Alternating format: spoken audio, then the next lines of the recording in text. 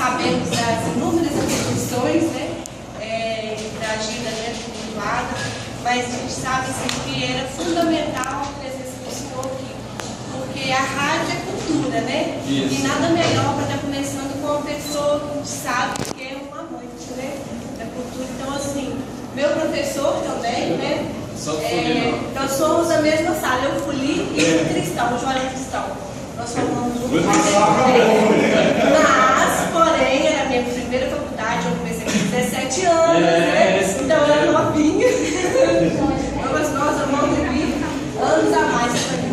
Mas então, isso só para poder falar que a rádio ela já está no ar, porém ela tem, se fosse em fase experimental. Então quem quiser já pode estar acessando. Ela na verdade, ela vai ter um caráter assim, vai ser um jornal também. Então a gente acha assim, eu acho que a instituição merecia, né, e os alunos assim, é uma conquista, né, de todos. E eles se empenharam e a gente espera, né, nós esperamos que ela está saindo agora da gerenciais, que na verdade são os cursos gerenciais, mas a tendência é que a gente envolve todos os outros cursos também. Já andei fazendo contato com os outros coordenadores, a gente quer fazer todo mundo, né, porque é um ganho para todos. Então, a gente vai estar começando, aí a gente vai ter que estar trabalhando assim, né, com a tecnologia, assim, faz pausa, até o pessoal da TV chegar para poder ficar a coisa mais aprimorada. Tá bom? Então. Para sentar? Pode vir. Sentar. Muito bem. Antes da pergunta, eu queria agradecer, na verdade, agradecer a oportunidade de estar aqui com vocês, né? Porque, na verdade, a nossa história, a nossa vocação, a nossa alegria de viver e trabalhar é em torno da educação, da sala de aula. Eu falo muito isso, que eu fui professor aqui da Silvia, do Fuli, mais pessoas. Fui seu professor, Fui seu professor? Também. Estatística. Professor de estatística, bom. E de economia. Eu fui saindo da sala de aula para atender as necessidades, as demandas da instituição. E hoje estou na presidência da rede de ensino próprio, com orgulho muito desse lugar, muito trabalho, mas ao mesmo tempo me sinto distante da essência do nosso trabalho, que é essa relação com os alunos, com vocês que estão chegando para construir uma carreira profissional. Então eu fico muito feliz de estar aqui. Até brinco muito com vejo as pessoas, já acham que a sala de aula já vou falando muito, né? Mas eu tenho certeza que vocês estão aí com a responsabilidade de fazer as perguntas, para me apertar aí um pouco. Eu também já estive nesse lugar, já trabalhei em jornal, por necessidade, com 21, 23 anos, eu era repórter do Jornal Diário no Espírito Santo, da Tribuna, então corri atrás de notícias, né? Mas nunca trabalhei em rádio. E queria dizer o seguinte, que o ano passado estava com um profissional que estava oferecendo um serviço para a instituição que eu estava já em discussão, que era a criação de uma rádio, internet. Quando eu vi, vocês já tinham tomado iniciativa, o pessoal da instituição tomou iniciativa também. Então, assim, aquilo que a gente faria, vocês, que a gente estava achando que era importante, vocês entenderam, vocês foram fazendo. Então, parabenizar vocês aí. Obrigado, Silvio, obrigado, Felipe, professores, pela oportunidade, viu? Boas horas para vocês. Eram 3 pessoas responsáveis, né?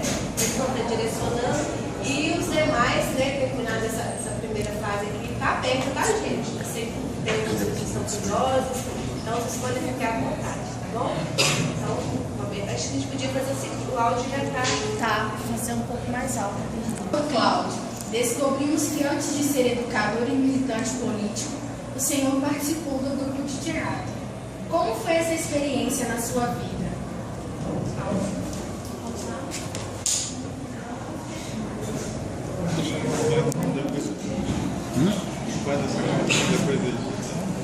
não sei como que funciona isso. A experiência do grupo de teatro, eu participei do grupo de teatro do Diretório Central dos Estudantes da UFMG, então, chamado DCE.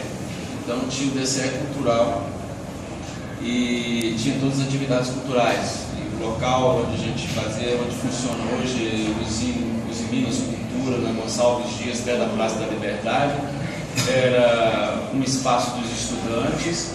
E ali a gente tinha todo tipo de atividade cultural. Eu, então, logo que entrei na universidade, integrei o grupo de teatro dessa época. Eu comecei a participar do Diretório Central dos Estudantes, né? E esse grupo de teatro, do qual participaram grandes personalidades depois, que vieram atuar na educação e na política, foi um momento muito importante, porque nós estávamos no auge da repressão e a cultura, a arte, é a forma que a gente encontrou de estar respirando um pouco de liberdade. E esse teatro, na verdade, na minha existência, foi talvez um marco mais importante para fazer o meu corte entre a cidade que eu nasci, Caratinga, e o mundo. É uma ponte que me levou ao mundo.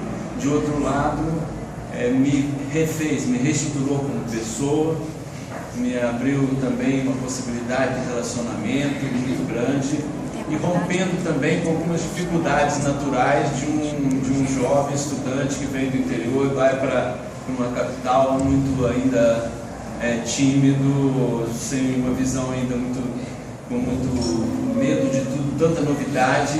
E o teatro me deu essa força interior fantástica para poder assumir aquilo que eu pensava, assumir os meus sonhos e também promover uma comunicação maior. Eu vejo assim que muitas vezes aquilo que mais importante acontece na vida de um estudante, às vezes está fora da sala de aula. O que aconteceu comigo foi isso. O teatro foi a coisa mais marcante da minha vida. Fiquei um ano e meio preparando uma peça que não tinha uma palavra, porque a palavra estava proibida no Brasil, né?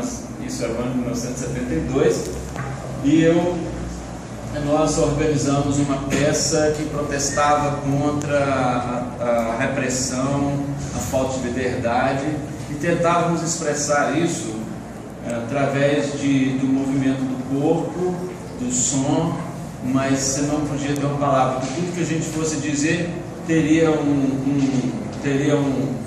uma pessoa do regime militar, normalmente do SNI ou de um órgão que estaria ali proibindo a peça. Então a gente fez uma peça que pudesse passar todo o nosso sentimento sem uso da palavra. Então isso teve que usar recursos técnicos importantes. A gente trabalhou com um teatro chamado Teatro Invisível do Augusto Boal, trabalhamos com o Teatro Pobre de Grotowski, Teatro do Oprimido, onde era um lugar que a gente estudava muito, lia muito, colocava muito para fora nossas ideias e procurava transmitir isso para a sociedade. Nós apresentamos uma peça no final de 72, no DCE Cultural, mas antes disso nós fizemos várias atividades na universidade que tentavam expressar aquela pressão contra a gente que existia por parte de um regime praticamente fascista que estava existindo no Brasil naquele tempo.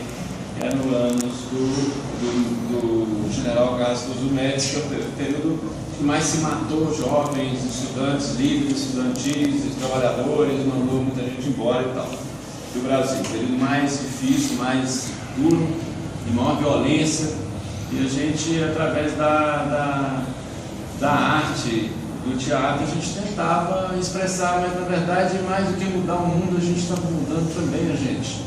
Então todos que participamos saímos dali absolutamente transformados, pessoas que foram depois, que fizeram coisas muito importantes no nosso país, e eu fico muito orgulhoso desse grupo de teatro, que saiu numa revista do DCE da época, saiu como se fosse uma história em quadrinhos com fotos e tentando construir o enredo da peça. Eu sonho um dia ter acesso a esse jornalzinho de novo, que normalmente vocês não vão me reconhecer, né? Porque eu tinha um cabelo cadrado de grande assim nas costas e era muito diferente do que sou hoje, certamente, né? Mas eu acho que carrega também essa mesma insistência em achar que é possível construir uma sociedade melhor, da mesma forma que eu achava que através do teatro hoje, através da educação, das coisas que a gente faz, a gente acredita nisso, né? Então, o teatro tem essa importância. Desculpa a resposta tão longa. É assim mesmo, vai responder.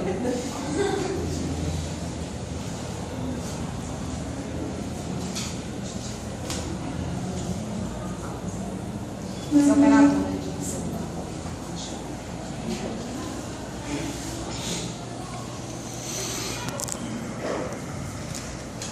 o que levou a abdicar do teatro, da música, para se engajar na militância política?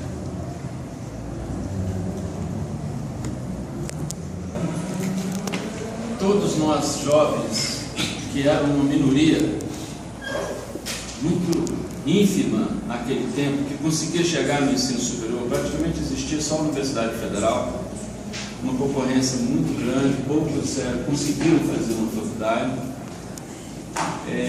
Nós entendíamos que nós éramos, por sermos tão poucos que conseguiam chegar a ter esse entendimento do mundo, essa visão das coisas, essa oportunidade de estudar.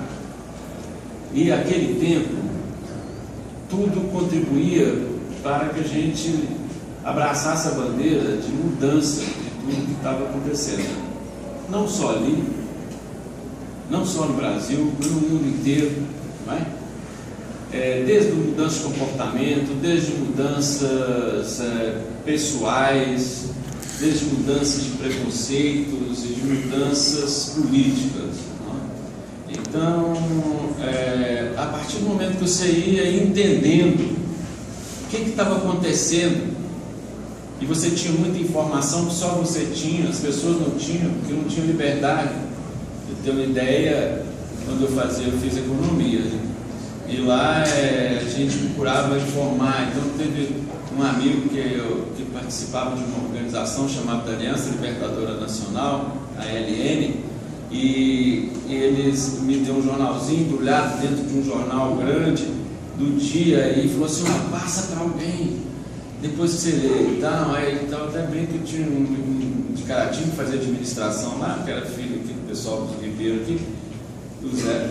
E aí eu passei para ele, depois de ler, passei para ele. Encontrei com ele muito tempo depois, e ele falou assim: você é louco, rapaz? Passei 3 anos correndo você naquela faculdade, não queria te ver nem pintar da hora, com medo, você é louco mexer com aquilo. Quer dizer, aquela pressão, aquela coisa toda, aquele entendimento de que a gente tinha que fazer alguma coisa. De alguma maneira, a gente não podia aceitar tudo que estava acontecendo, e era um momento de mudanças e de movimentos da juventude no mundo inteiro. Eu falo que eu sou filho das ruas de 68, porque isso era início de 70, 70, 71, mas ecoava todo aquele movimento que houve no Brasil, na França, em vários lugares do mundo, onde a juventude apresentava um projeto político. Então, fazer política, lutar contra, ter você tinha um regime militar opressor que não tinha dúvida nenhuma de que, hoje as pessoas têm dúvida: não, mas eu acho que fulano é bom, não é? Eu votei nele, não votei, mas ele está fazendo um bom governo, mas ali não tinha dúvida de que tinha uma coisa que a gente tinha que derrubar, que a gente tinha que combater, e que não tinha voto, não podia votar, então que a gente tinha que fazer alguma coisa. Então, assim, todos os jovens da minha geração que entraram na universidade e que não tinham um projeto de vida voltado para luta política contra esse regime militar, era como se fosse um doente, uma pessoa estranha. Todo mundo, você conversava com cada um, o que mudava era a forma do outro achar qual que era a luta melhor para fazer. Um achava que era luta armada, outro achava que não era, outro achava que era assim, outro achava que era assado. Mas era como se fosse uma onda que a gente tinha toda uma convivência com esse projeto. Então, quando muito criança, aqui em Caratinga, andando na nossa zona rural, numa época muito diferente hoje, com as condições de vida muito precárias, eu sempre me incomodava desde criança com essa desigualdade tão grande que eu via na casa do fazendeiro, na casa do aluno, que eu via às vezes nas ruas mais afastadas da cidade. Era uma coisa que incomodava. A gente acha tudo natural, não é? Normalmente a gente tende a achar natural.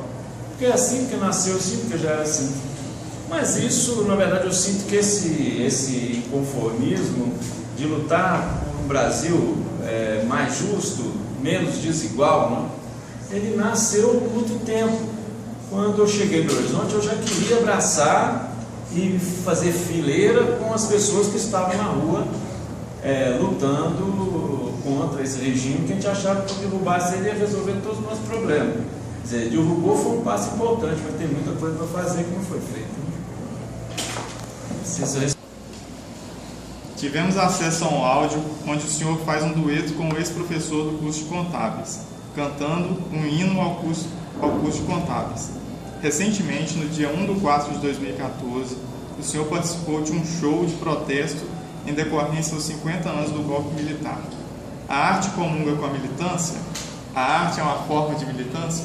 Sem dúvida, a arte e a cultura, elas estão ligadas aos nossos sonhos. Então, quando a gente, diante de situações até que a gente não vê muita saída concreta, né? A gente não tem muita clareza, às vezes, porque ainda não está o momento das coisas estarem claras, que a história assim vai desvendando. Em todos os momentos que antecederam a grandes movimentos políticos de transformação, sempre existiu um movimento cultural. Então, por exemplo, se você olhar a história do Brasil, você vai ver que a Semana de Arte Moderna de 1922, ela precedeu um movimento que chamava dos Tenentes, esse movimento que gerou a Revolução de 30, com Getúlio Vargas. Se você olhar também momentos que antecederam o movimento de 68, você vai ver também a música, a cultura, o teatro presente, não é? Ontem eu vi um vídeo, sábado, eu via um vídeo muito claro sobre isso, de um cantor chileno chamado Vitor Jara. Vitor Jara é um compositor popular que fazia músicas voltadas assim para a luta do povo, né? Contra a situação social no Chile. E quando teve o golpe do Pinochet, ele foi preso, foi para o teatro, foi para o Estádio Nacional, eles prenderam milhares de pessoas, foram colocando no estádio. E ele foi preso na rua, ele estava com o violão dele, foi preso e tudo. No estádio ele começou a tocar, e todo mundo conhecia as músicas dele. Se vocês tiverem a oportunidade, Vitor Jara, escreve Vitor Jara, com J por causa do Jara em espanhol, Vitor Jara. Eles pegaram e cortaram a mão dele e falaram para ele, toca agora. Cortaram os dedos, fizeram toda uma coisa, depois soltaram ele na hora à noite e ele foi assassinado nas ruas. E ele falava um pouco sobre isso, falou assim, olha, todos nós cantores populares, nós cantamos em torno do amor, né? Não apenas do amor de uma mulher pelo seu amado, pela sua amada, mas o amor pelo nosso semelhante, o amor pela nossa pátria, o amor pelas coisas. Então, a arte, como ela é fruto dos nossos desejos e sonhos mais profundos, da nossa expressão mais profunda, a gente vai fazer dela realmente uma verdadeira arma na luta contra situações de opressão. Nós vamos fazer elementos de reafirmação dos nossos projetos, dos nossos sonhos para a nossa sociedade. Quando aqui em Caratinga, com 14, 15 anos, eu comecei a tocar violão. Então, eu tocava as músicas do Geraldo Vandré, né? O Geraldo Vandré não tem só aquela música Caminhando e Cantando, também só conhece essa. São muitas músicas, ele foi um compositor muito, muito interessante, até fácil, quem toca violão aí sabe. Ele usava poucos acordes nas músicas dele, então ficava fácil também para a gente aprender e começar a tocar, né? Essa, para não falar. Essa é duas só. Pra você ter uma ideia, outro dia eu fui tocar uma música do Chico Buarque, tinha 72 acordes, eu peguei e desisti. Porque eu falei assim, não, já vai dar muito trabalho. Uma pessoa pediu, gosta daquela música, podia aprender a tocar e a gente fica aprender para as pessoas gostarem, né? E aí eu comecei e falei assim, não, 72 acordes. Você vê, as músicas de João André tem 2 acordes. São músicas fáceis, de melodias diretas, de letras também muito diretas. E então, assim, o meu compromisso com a mudança no Brasil, com a sociedade, com a injustiça, ela se deu muito mais através da música. Lá em casa tem a Miriam, minha irmã, que era uma leitora voraz, assim, ela lia tudo que tinha na frente, lia o dia inteiro, fazia nada, não sabia nem aprender a andar de bicicleta, pra ter uma ideia. Aprendeu a fazer nada. Eu falava que só sabia ler e tal. Eu saía dos quintais, eu era muito inquieto, sossegado, muito ativo, operativo e tal. Então ela foi conhecer toda essa ideia da luta pela liberdade contra o regime militar, pelo socialismo e tudo, pelos livros. Eu fui fazer isso muito inicialmente pela música, pelas músicas de João André, de Sérgio Ricardo, com Glauber Rocha, tinha aquela que eu cantei lá outro dia, que são músicas que expressam esse sentimento, né, que a gente carrega em relação aos nossos sonhos coletivos. Nós temos sonhos individuais, pessoais, familiares, afetivos, mas na nossa geração, e acho que no fundo está meio adormecido no de vocês, mas que já começa a brotar, é um sonho em relação à sua cidade, à sua comunidade, ao seu país, ao mundo, à humanidade. Então a cultura e a arte, a música, o teatro, eles são uma força fantástica em relação a isso, por isso tanto incomodam também. Incomodam, por exemplo, o Hitler prendeu um dos maiores dramaturgos do mundo, chamado Bertolt Brecht, né? Então tem muita coisa, mas enfim, a arte, então, para mim, ela é uma ferramenta profunda, forte, principalmente nos momentos que a gente não tem um caminho mais certo ainda e que então nós temos que usar os nossos sonhos, não? E a arte cumpre esse papel, não tem dúvida disso. É notório sua vocação para o mecenato. A prova disto é a criação da Doctor TV, do Casarão das Artes, luta para tombamento do Cine Brasil, onde todo este desejo pelo mecenato cria sinergia com a educação.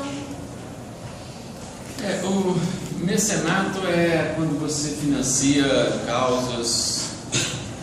Mecenas eram os antigos patrocinadores dos músicos, dos teatros, das danças, né? Por isso que chamamos mecenas. Depois o mecenato, então, é uma palavra que quer dizer a pessoa que apoia, que patrocina. É porque nosso entendimento é o seguinte: a educação, o que nós entendemos, a educação que transforma a vida. Essa é a nossa missão que nós coletivamente decidimos na Doctor, transformar a vida das pessoas pela educação, porque assim transformar a sociedade também. A gente entende que ela é muito maior do que a sala de aula, do que vocês estarem aqui discutindo com o professor um conteúdo específico. O que transforma a vida das pessoas são tantas coisas que transformam a sociedade: a informação, a cultura, o teatro, a arte, a música, tudo, né? Então o nosso compromisso com a mudança das pessoas e da sociedade, ele nos obriga, assim, intimamente, nos motiva a fazer as coisas acontecerem na área da cultura.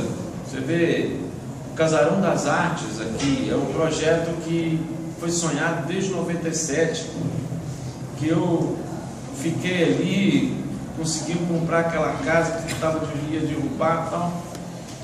Tem um problema, a questão da história, porque eu acho que quem não conhece, o Brasil tem mania de esconder a sua história. Foi o único país, por exemplo, que não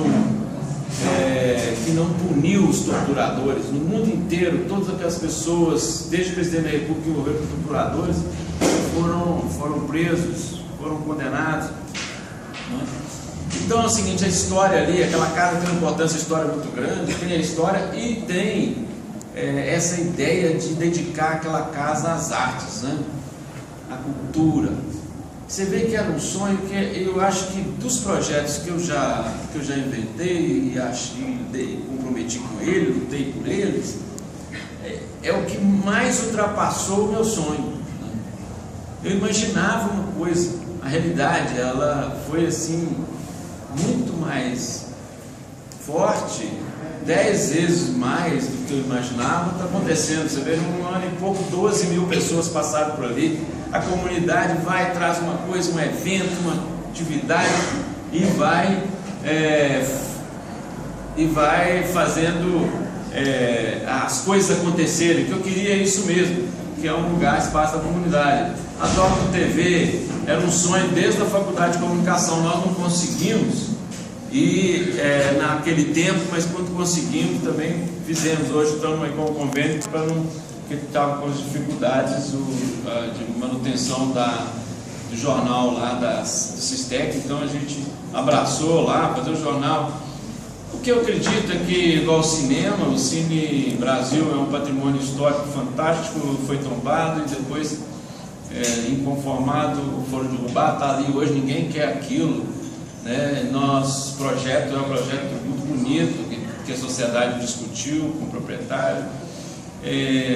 Enfim, ali é um lugar também que pode acontecer muitas coisas. Caratinga está fora do circuito de arte, de teatro, porque não tem um lugar, né? Não tem um lugar que possa atender as demandas dos artistas, para poder fazer um circuito para Caratinga e a região toda ganhar com isso, né? Então, esse entendimento de que a arte, a cultura e a transformação das pessoas e da sociedade está muito além da própria sala de aula e dos muros da escola, esse entendimento que fez até que a gente comprasse agora o ônibus Docton Bus, que é exatamente para poder fazer do mundo a sala de aula. Essa ideia assim, que a gente está trabalhando, para que vocês possam se relacionar o máximo possível com a realidade, estão fora profissionalmente e tudo mais. Mas enfim, a ideia é essa, esse investimento na arte e na cultura para o entendimento da força dela na transformação das pessoas e da sociedade. Uma reflexão. O que a comunicação, no sentido amplo, é fundamental para a democracia? Para você ter uma ideia como que é tão importante que todas as vezes que você tem um golpe político que tem como objetivo destruir o processo democrático, a primeira coisa que eles vão é tomar as rádios e as TVs. De outro lado também, por exemplo, nós temos aqui uma experiência muito interessante em Portugal. Portugal fez uma revolução chamada Revolução dos Cravos, 1974, dia 25 de abril. Tem uma música também muito legal, que chama Grande Vila Morena. Era uma música proibida por um ditador de 40 anos, que era o Salazar, que era o ditador de Portugal. Portugal vivia uma ditadura até 1974. E quando a baixa oficialidade, os tenentes, resolveram prender os seus comandantes e tomar o poder e entregar o poder à sociedade e fazer pela primeira vez, depois de 40 anos, as eleições, a primeira coisa que eles foram foi na rádio, pegaram todas as rádios, às 5 horas da manhã, ocuparam a rádio, botaram cantando a música Grândola Vila Morena, Terra da Fraternidade, uma música muito bonita. Quem era no YouTube aí tem Grândola Vila Morena, Zeca Afonso, Grândola Vila Morena. É a música da Revolução dos Cravos de Portugal, né? E aí eu quero falar assim da rádio, primeira coisa. Quando teve também todos os problemas que tiveram lá na tentativa de golpe lá, independente de quem gostar ou não gostar dele, das medidas dele, ele tinha sido eleito, que é o Chaves, né? Fizeram um golpe patrocinado pelos Estados Unidos contra ele. A primeira coisa que foram lá é pegar a TV. Tem um documentário muito importante que mostra essa coisa da informação. Quer dizer, conforme a informação que você recebe, você toma determinadas decisões e você tira uma imagem das coisas, uma ideia, uma visão do que está acontecendo e você toma atitudes. Você tem uma ideia teve uma tentativa no Brasil, em 1924, de fazer uma revolução armada, inclusive, começou em São Paulo, e ela só não vingou porque eles não sabiam que quase todos os estados tinham parado, tinham tomado o poder, tinham tomado os governadores. Eles não sabiam, não tinham comunicação. Então, a comunicação, também de outro lado, para a formação de ideias, é muito difícil.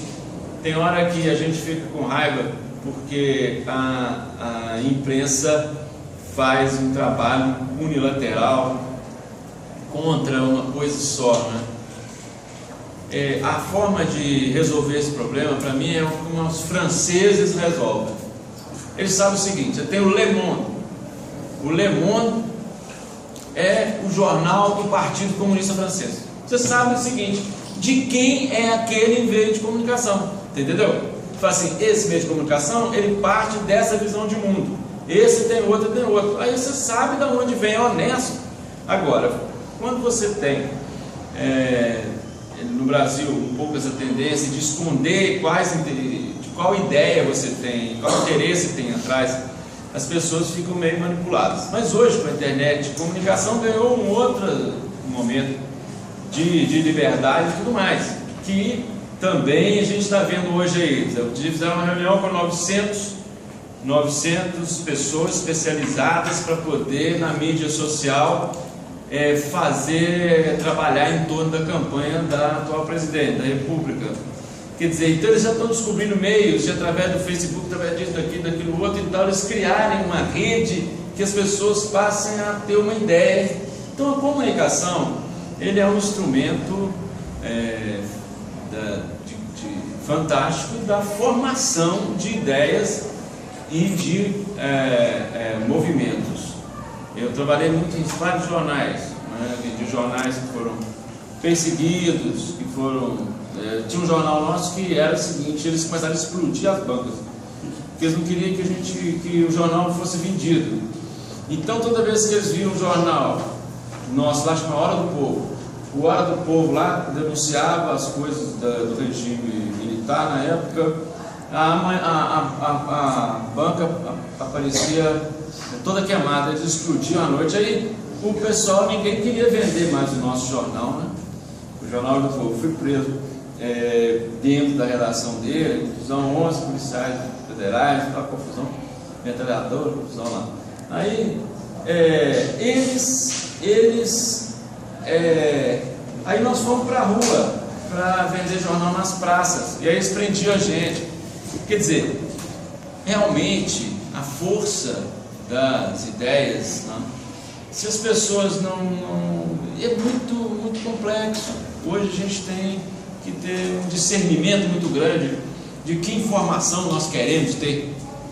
O que você está querendo ter? Que informação você está querendo ter? Porque você tem tanta informação que você vai ficar com aquela cabeça perdida assim, porque